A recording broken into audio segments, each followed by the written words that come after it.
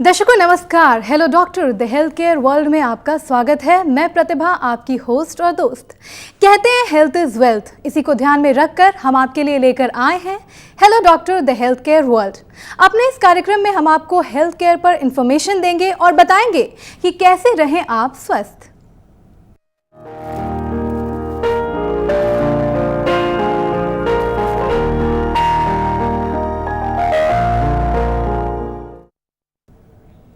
दर्शकों आज हमारे साथ मौर्य के स्टूडियो में पटना के सेंट्रल डायग्नोस्टिक्स की डायरेक्टर डॉक्टर अंजना सिंह हैं। डॉक्टर मौर्य में आपका बहुत बहुत स्वागत है। तो आइए इनके अब तक के मेडिकल जर्नी ऑफ लाइफ को एट अ ग्लांस देखते हैं। चिकित्सा जगत का एक महत्वपूर्ण नाम है डॉक्टर अंजना सिंह। डॉक्टर अंजना सिंह पटना में सेंट्रल डायग्नोस्टिक्स की डायरेक्टर हैं। I am Dr. Anjana Singh, MD in Medical Biochemistry. I am Director of Central Diagnostics. इन्होंने पटना मेडिकल कॉलेज पटना से 1989 में MBBS किया। 1984 में यहीं से क्लिनिकल बायोकेमिस्ट्री में MD किया।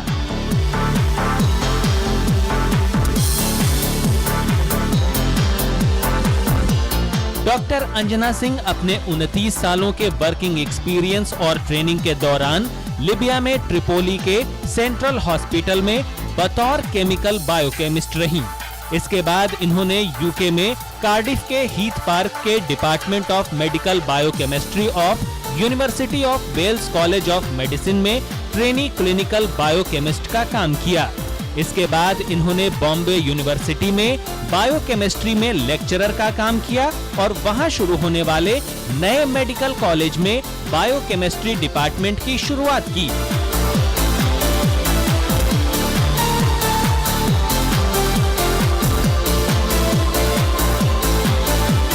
डॉक्टर अंजना सिंह ने भारत में मुंबई के टाटा मेमोरियल हॉस्पिटल के ब्लड बैंक में ऑब्जर्वर का भी काम किया। इन्होंने भाभा एटॉमिक रिसर्च सेंटर में radio immunoassay techniques and their applications में ट्रेनिंग लिया।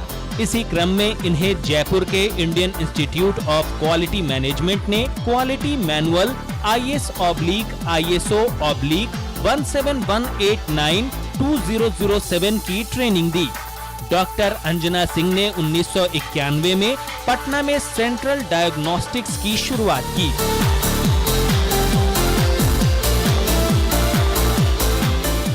सेंट्रल डायग्नोस्टिक से हम लोग बिहार की जनता को अंतर्राष्ट्रीय स्तर का टेस्ट रिपोर्ट देने की सतत कोशिश कर रहे हैं।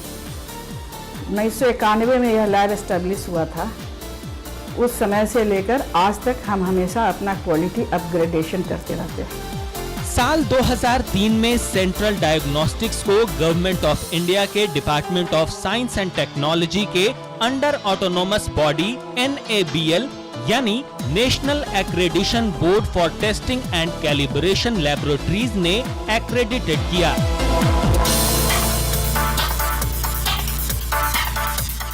– 2003 में हमने यहाँ NABL से अपने लैब को एक्रेडिट कराया। NABL एक्रेडिटेशन के बल पर ही हम कहते हैं कि मेरा रिपोर्ट जो है सो अंतर्राष्ट्रीय स्तर का है। मैं संजय कुमार सेंट्रल डायग्नोस्टिक्स में क्वालिटी मैनेजर के पोस्ट पर कार्यरत हूँ। सेंट्रल डायग्नोस्टिक 2003 से NABL द्वारा एक्रेडिटेड है। एज ए क्वालिटी मैनेजर मैं इंश्योर करता हूँ कि NABL द्वारा दिए गए इंटरनेशनल स्टैंडर्ड ISO 15189-2007 के गाइडलाइन को हम लोग पूरा फॉलो करते हैं और टाइमली कैलिब्रेशन हो रहा है कि नहीं ये देखते हैं, फिर क्वालिटी कंट्रोल रन हो रहा है कि नहीं ये देखते हैं और इंटर लैब कंपैरिजन टाइमली हो रहा है ये नहीं ये हम लोग इंश्योर करते हैं और पेशेंट को इंटरनेशनल क्वालिटी स्टैंडर्ड का रिपोर्ट प्रदान करते हैं। मैं श्री प्रकाश सेंट्रल डायग्नोस्टिक में मैनेजर फील्ड ऑपरेशन के पोस्ट पर कार्यरत हूँ। सेंट्रल डायग्नोस्टिक्स बिहार के 28 जिलों में सभी सदर और PSC पर पैथोलॉजी का कार्य कर रही है, जिस पर मेरा पूरा प्रयास रहता है कि सभी मरीजों को अच्छी से अच्छी सुविधा दी जा सके। भारत में NABL को ही लेबोरेटरी के टेक्निकल कॉम्पिटेंसी के लिए एक्रेडिशन का अधिकार है। सेंट्रल डायग्नोस्टिक्स बिहार झारखंड की NABL से एक्रेडिटेड पहली लेबोरेटरी है।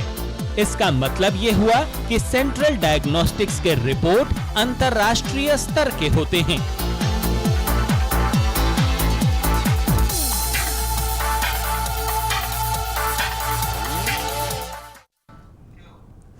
दर्शकों, आज हमारे साथ मौजूद हैं हमारी एक्सपर्ट जो कि सेंट्रल डायग्नोस्टिक्स की डायरेक्टर हैं।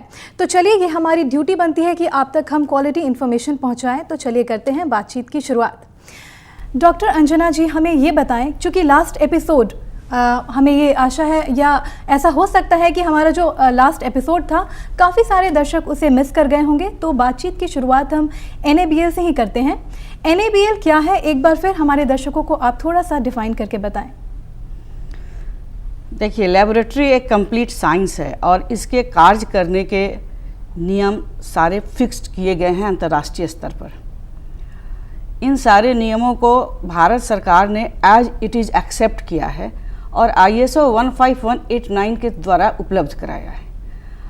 अब NABL जो है ऑटोनोमस बॉडी है, वो अपना ऑडिटर भेजती है लैब में, और अगर कोई लैब 15189 को पूरा फॉलो कर रहा है तो वो ऑडिट करके फिर उस लैब को प्रमाणित कहिए कि प्रमाणित करते हैं कि ये लैब इस गाइडलाइन को फॉलो कर रही है, और उसके बाद एक्रेडिटेशन मिलता है जी। तो इसलिए NABL के लिए हम लोगों ने पिछले दफ़ा पूरी विस्तार में चर्चा किया था जी। अभी हमको लगता है कि इतना काफ़ी है। बिल्कुल बिल्कुल। तो हमारे दर्शक निश्चित तौर पर जान गए होंगे कि NABL एक सिंबल ऑफ ट्रस्ट है। तो अगर हम NABL प्रमाणित लेबोरेटरीज़ की बात करते हैं तो ख़ास तौर पर हम देखते हैं बिहार के परिप्रेक्ष्य में कि NABL से अक्रेडिटेड लेबोरेटरीज़ ना के बराबर है, या हम कह सकते हैं इकलौता आपका जो लैब है। तो ऐसी सूरत में मरीज़ क्या करें, कैसे सही लैब की पहचान करें, कहाँ जाएं वो? देखिए, मेरे विचार से साइंटिफिक अप्रोच यही होगा कि हर मरीज अपने एरिया में एक ऐसे लैब का पता लगाए जहां स्पेशलिस्ट, पैथोलॉजिस्ट, बायोकेमिस्ट, माइक्रोबायोलॉजिस्ट, जो भी स्पेशलिस्ट हैं, उनकी देख रेख में कार्य हो रहा है। और ये पता लगा के रखना बहुत ज़रूरी है, क्या है कि आज आपको एक साधारण सा सर्दी खांसी बुखार भी होता है तो उसमें भी एक CBC कराना ज़रूरी है। इसलिए हर आदमी जागरूक हो और अपने लिए एक लैब फिक्स करे जो कि उस एरिया का हो। इससे ये होगा कि सबसे मेन है कि आपको 80% से ज़्यादा त्रुटियां लैब में होती हैं प्री एनालिटिकल। इसका मतलब है कि पेशेंट के शरीर से सैंपल निकला और जांच प्रक्रिया शुरू होने के पहले इस स्टेज में ही 80% त्रुटियां होती हैं। तो इसको कम करने के लिए सबसे ज़रूरी है कि हम जहाँ हैं वहाँ हम अपने उसी टाउन में, और मुझे पता है कि हर डिस्ट्रिक्ट टाउन में पैथोलॉजिस्ट, स्पेशलिस्ट बैठे हुए हैं। आप पता लगाएं, उनसे डायरेक्ट कांटेक्ट में रहें और उन्हीं से एक ही जगह से आप जांच कराएं। सैंपल को बाहर जाने को एकदम डिस्करेज करना चाहिए, क्या है कि हमारे यहाँ का टेम्परेचर और क्लाइमेट, हमारे यहाँ कोई ट्रांसपोर्टेशन वैसा कूल ट्रांसपोर्टेशन का भी पूरा प्रबंध नहीं है हमारे हिंदुस्तान में। ऐसे हालत में सैंपल शरीर से निकलते के साथ उसमें चेंजेस शुरू होने लगते हैं। तो इसीलिए हर मरीज को जागरूक होकर अपने बारे में सोच के अपना लैब फिक्स करना चाहिए कि हम इसी लैब में जाएंगे। बिल्कुल, है ना, और ज़रूरत होती है शुरुआती अलर्टनेस की। शुरुआती अलर्टनेस जी, जैसा कि आपने कहा कि 80% फैक्ट्स चेंज हो जाते हैं अगर थोड़ी सी भी डिले होती है। हाँ, ज़्यादा त्रुटि वहीं हो रही है। अभी जांच के दौरान पूरा ऑटोमेशन आ गया है मेडिकल साइंस में, उसके बहुत सा अगर हम पूरा सब कुछ फॉलो करते हैं त्रुटि की बहुत कम संभावना रहती है। मेन त्रुटि हो जा रही है सैंपल जांच प्रक्रिया में पहुंचने के पहले ही। जी जी। तो यहाँ हम आपसे ये भी जानना चाहेंगे डॉक्टर कि कई बार होता है कि जब कुछ पेशेंट्स लेबोरेटरी में जाकर अपनी टेस्ट करवाते हैं और कुछ पेशेंट्स मतलब वो घर पर ही बुलाकर लेबोरेटरी से किसी इंसान को या जो भी कर्मचारी स्टाफ मेंबर्स रहते हैं और घर पर ही वो अपना सैंपल टेस्ट देते हैं। तो इन दोनों सिचुएशंस में क्या ऐसे डिफरेंसेस हैं जो उभर कर आते हैं सामने?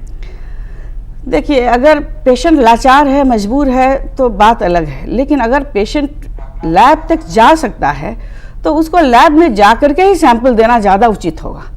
एक देखिए, यूरिन टेस्ट है, आपने किसी कलेक्शन स्टाफ को दिया, वो उसको लेकर के 2 घंटा तक घूम रहा है चारों तरफ। जी। तो अगर आप दे भी रहे हैं घर पर, तो आप उस कलेक्शन स्टाफ से को इंश्योर कीजिए कि वो आपका सैंपल ले करके 1 घंटा के अंदर लेबोरेटरी में पहुंचा दे जी। है ना। तो ये इसलिए सबसे, और जैसे अगर आपने लैब में अपना सैंपल दिया तो उसी समय वो प्रक्रिया में चली जाती है। एक फिक्स्ड रूल्स है हम लोग के यहाँ, उसमें इतना टेम्परेचर पर जाएगा, इतना देर में सेंट्रीफ्यूज होगा, वो एक प्रक्रिया में चली गई। और आपने किसी कलेक्शन में कहीं दे दिया और वो कलेक्शन स्टाफ ले करके 4 घंटे तक इधर उधर चारों तरफ घूमते हुए 5 घंटे बाद सैंपल लेके लैब में पहुंचा जी, तो वो भी उसमें रिजल्ट की प्रामाणिकता नहीं रहेगी। जी डॉक्टर साहिबा, यहाँ हमारे साथ एक कॉलर जुड़ रहे हैं पटना से।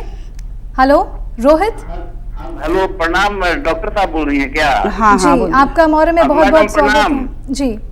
मैडम, मेरा एक सवाल है कि अलग अलग रेट क्यों होता है? आपके टेस्ट जो लेबोरेटरी है वहाँ पर रेट कुछ होता है, फिर दूसरे में कुछ होता है, तीसरे में कुछ होता है, और सबसे बड़ी बात है मैडम कि बहुत महंगा होता है, तो कई बार आदमी चाह के भी टेस्ट नहीं कराता है। तो ये थोड़ा हमको बताइए मैडम। जी, इनका कहना है कि रेट हर जगह अलग अलग होता है और कहीं किसी टेस्ट की रेट बहुत ज़्यादा होती है, तो ऐसे सूरत में मतलब कैसे पहचान हो? देखिए, रेट फिक्स करने का बहुत से क्राइटेरिया है। मेन है कि क्या आप मेथड, क्या रिएजेंट, और जब आप स्टैंडर्ड इंटरनेशनल यूज कीजिएगा तो रेट ज़्यादा होगा।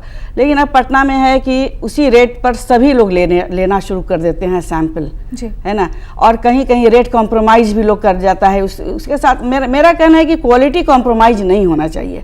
आपको ये देखना चाहिए कि क्वालिटी कॉम्प्रोमाइज़ नहीं हो, और तब अगर आपको मान लीजिए कहीं 100 रुपया लग रहा है, कहीं 120 लग रहा है, तो 20 रुपया के लिए आप क्वालिटी कॉम्प्रोमाइज़ नहीं कीजिए।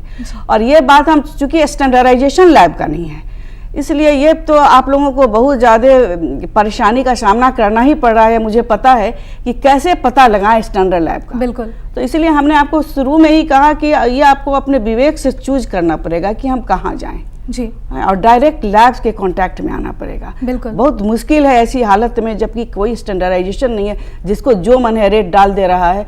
बहुत सा रेट में हम कम है, बहुत में कोई दूसरे आदमी, तो हर लैब अपने अपने नियम से अपना प्राइस कई को बार तय करती ऐसा भी है। होता है कि जो आम लोग हैं, आम हमारी जनता है, वो अमूमन किसी लेबोरेटरी की अगर रेट ज़्यादा है तो उसकी प्रामाणिकता पर ज़्यादा विश्वास करते हैं, और जहाँ के कम है वहाँ पे विश्वास नहीं ऐसा भी करते। बात है। लेकिन नहीं, हम लोग अपना कॉस्ट, और जो है क्या है कि लैब में खाली रिएजेंट कॉस्ट नहीं होता है। कुछ लोग आपको करेगा कि ओनली रिएजेंट कॉस्ट लेकर के दाम घटा के करने लगेगा, लेकिन लैब में मशीन है, रख रखाव है, so many expenses are there, तो सबको जोड़ करके तब जाकर एक रेट तय किया जाता है।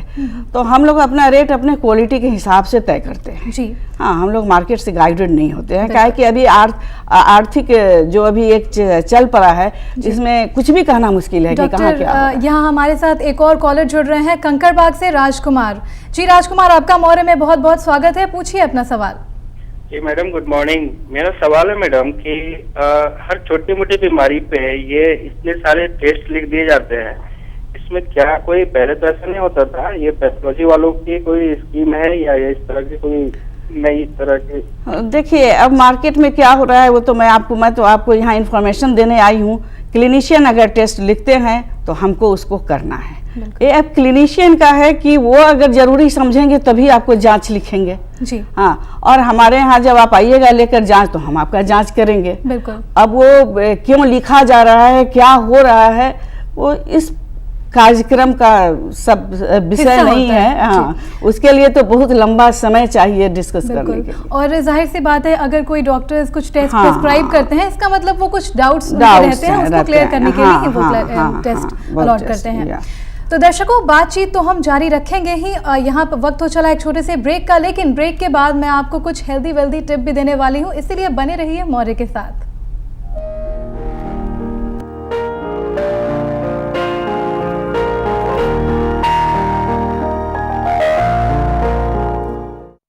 शायद मैं भी अपने